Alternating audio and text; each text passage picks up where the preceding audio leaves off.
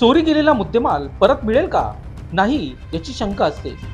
मात्र नाशिक पोलीस दलातील अधिकारी कर्मचारी यांनी अनेक गुन्ह्यातील मुद्देमाल चोरट्यासह ताब्यात घेऊन पुन्हा फिर्यादीला दिले आहे. त्यामुळे त्यांचे आशीर्वाद आपल्याला पिढ्यानपिढ्या काम येईल असे प्रतिपादन पोलीस आयुक्त संदीप कर्णिक यांनी केले आहे.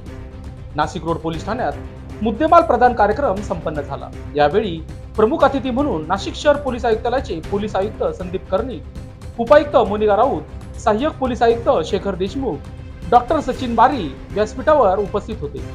कार्यक्रमाचे संयोजन नाशिक रोड वरिष्ठ पोलीस निरीक्षक रामदास शेळके, उपनगर पोलीस ठाण्याचे वरिष्ठ पोलीस निरीक्षक जितेंद्र सपकाळे, सहाय्यक पोलीस निरीक्षक सचिन चौधरी, देवळाली कॅम्प पोलीस ठाण्याचे वरिष्ठ पोलीस निरीक्षक संजय पिसे, इंदिरानगर पोलीस ठाण्याचे पोलीस निरीक्षक अशोक शर्माळे, उपनिरीक्षक धनराज पाटील, अंबड वरिष्ठ पोलीस निरीक्षक